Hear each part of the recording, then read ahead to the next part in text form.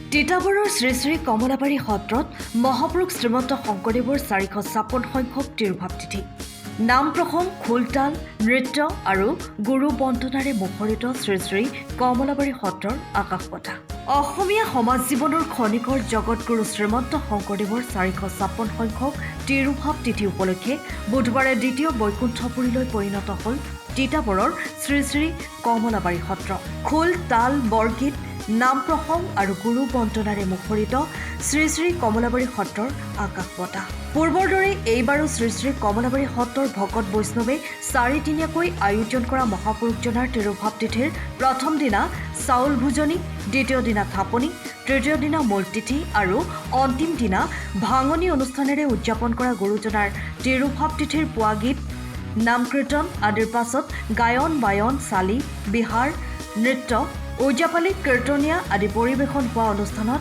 অগণন ভকত বৈষ্ণৱে অংশগ্ৰহণ কৰে শ্ৰী শ্ৰী কমলাবাৰী সত্ৰৰ সত্ৰাধিকাৰ ভৱকান্ত দেৱগোস্বামী পদ্মশ্ৰী ঘনকান্ত শইকীয়া বৰবায়ন আদিৰ উপস্থিতিত বৈষ্ণৱ পণ্ডিত সোণাৰাম শৰ্মা বুঢ়া ভকত সত্ৰীয়া সংস্কৃতিৰ গুৰু টংকেশ্বৰ শইকীয়া বৰবায়ন নৰেন বৰগায়নকে প্ৰমুখ কৰি কেইবাগৰাকী বৰেণ্য ব্যক্তিয়ে নাম প্ৰসংগ গায়ন বায়ন আদি পৰিৱেশন কৰা অনুষ্ঠানত যোৰহাট জিলাৰ আয়ুক্ত পুলক মহন্ত তিতাবৰৰ ৰাজচক্ৰ বিষয়া প্ৰীতম কুমাৰ দাস আদিয়েও গুৰুজনাৰ তিথি উপলক্ষে সত্ৰৰ নামঘৰত সেৱা লয় অৱসৰপ্ৰাপ্ত কৃতি শিক্ষক চম্পক কটকী সত্ৰৰ বৰমেধিৰ নিৰ্মালীসহ প্ৰশস্তি পত্ৰৰে সম্বৰ্ধনা জ্ঞাপন কৰা অনুষ্ঠানত গুৱাহাটীৰ শ্ৰীমন্ত শংকৰদেৱ কলাক্ষেত্ৰৰ বিষয়া কবীন্দ্ৰ কুমাৰ দাস তিতাবৰৰ সত্ৰীয়া সংস্কৃতিৰ নিৰলস সাধক যাদৱ হাজৰিকা শ্ৰীমন্ত শংকৰদেৱ সংঘৰ অসম কণ্ঠৰ প্ৰতিনিধি সাংবাদিক প্ৰসেনজিৎ ৰাজখোৱা গৱেষণাৰত ছাত্ৰী অনিন্দ্ৰিতা দাস আদিয়ে অনুষ্ঠানত নিমন্ত্ৰিত অতিথিৰূপে অংশগ্ৰহণ কৰে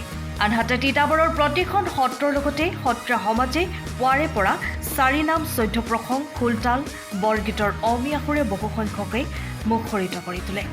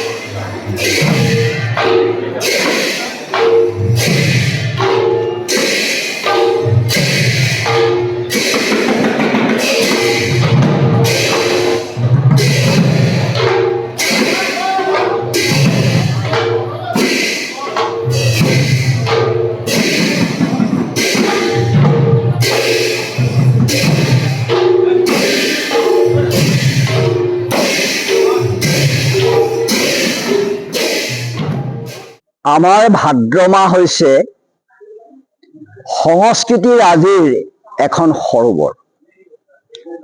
ৰাজহংসই যিদৰে এখন সৰোবৰত মৃণাল ভোজন কৰি আৰাও কৰি থাকে, কমলাবাৰী সত্ৰৰ ভকতসকলেও গোটেই ভাদ্ৰ মাহটো নৃত্য, গীত, ভাওনা, ঘোষা, পদ, ধেমালি ইত্যাদিৰে ইয়াত ৰজনজনাই থাকে।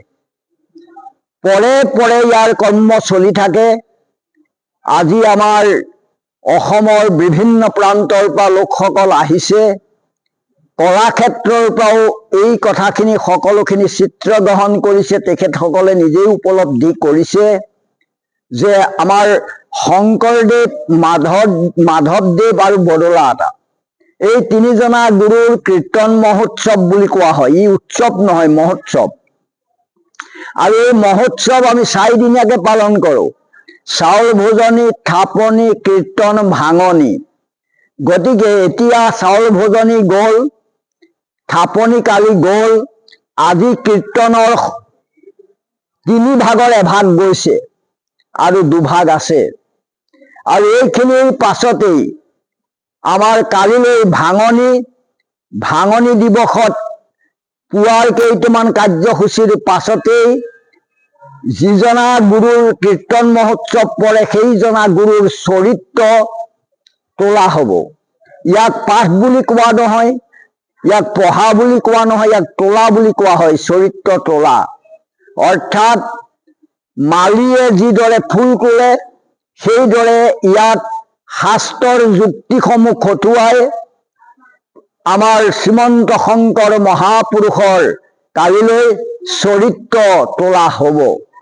এই চৰিত্ৰ তোলোতে হয়তো 6 ঘণ্টাও লাগিব পাৰে, 8 ঘণ্টাও লাগিব পাৰে, শ্ৰোতাৰ অনুপাতে হয়তো 9 ঘণ্টাও লাগিব পাৰে।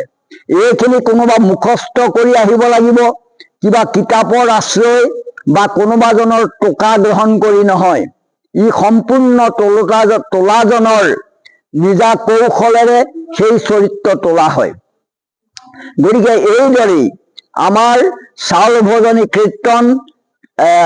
ভোজনী থাপনি, কীৰ্তন, ভাঙনি চলে। আমাৰ এটা প্ৰশ্ন আহিব পাৰে লোকৰ, যে আপোনালোকৰ গুৰু আসনৰ সন্মুখত আসনৰ সোঁফালে বিগ্ৰহ আছে। এয়াও আমাৰ এটা পৰম্পৰা। আমাৰ যি ৰজাই বিগ্ৰহ দিছিলে, ইয়াক আমি পৰম্পৰা হিচাপে গ্ৰহণ কৰোঁ। অৰ্থাৎ প্ৰাথমিকভাৱে আমি আমাৰ সকলো শিষ্য প্ৰশিষ্য যিখিনি আছে প্ৰাথমিক জ্ঞানৰ মানুহ, তেওঁলোকে এজন ভগৱানৰ এটা চিত্ৰ তেওঁলোকে যদি অংকিত কৰিব নোৱাৰে হৃদয়ত, তেতিয়াহ'লে আচল তত্ত্ব পাব নোৱাৰে। আৰু আচল তত্ত্ব পোৱাৰ লগে লগে ভাগৱত ভক্তি বাঢ়িব আৰু আমাৰ গুৰু আসনলৈ তেওঁলোক মন কৰিব।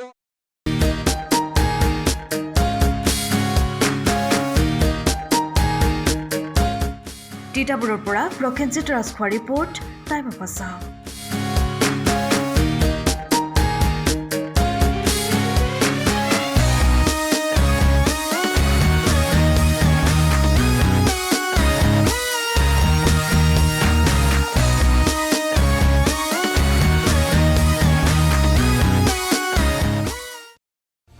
সময়ৰ খবৰ সময়ত পাবলৈ ফ'ল' কৰক টাইম অফ আছাম।